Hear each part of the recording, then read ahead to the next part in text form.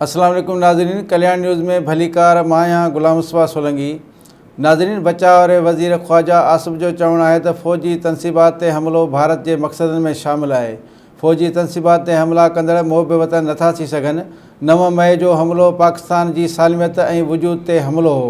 सियालकोट में पाक फ़ौज सां यकजहती रैली खे ख़िताब कंदे चयो त पाकिस्तानी अवाम पंहिंजी फ़ौज सां प्यार करे थो, पर PTI उन जा अॻुवान खेनि निशानो बणाए रहिया आहिनि। पाकिस्तान समेत ॿियनि मुल्कनि में बि रेंजर्स, पुलिस ऐं पाकिस्तान जूं फ़ौजूं दहशतगर्दी ख़िलाफ़ क़ुर्बानियूं ॾेई रहियूं आहिनि, पर मनसूबे तहत तासिर पखेड़ण जी कोशिश कई वई। ख़्वाजा आसिफ चयो त उहे क़ुवतूं विरहाइजी ॿीहर इक़्तिदार हासिल करणु चाहिनि थियूं। अवाम उन्हनि क़ुवतुनि खां आगाह आहे जेके विरहाइजी रहिया आहिनि। हिन वक़्तु सभ खां वॾी ज़रूरत आहे एकता, क़ौमी इताद जी। हिन वधीक चयो त पाक फ़ौज जा जवान अॼु बि मुल्क जे दिफ़ा लाइ क़ुर्बानियूं ॾेई रहिया आहिनि। जॾहिं त शहीदनि जी तस्वीरुनि ते हमला थींदा त शहीदनि जे ख़ानदाननि जो छा थींदो? एयरबेस ते दुश्मननि जो हमिलो भारत जो हिकु मक़सदु आहे। HQ ते हिंदुस्तान जे मक़सदनि मां हिकु आहे। Corps commander house Mianwali airbase ते भारतीय हमले सां को बि फ़र्क़ु न पियो।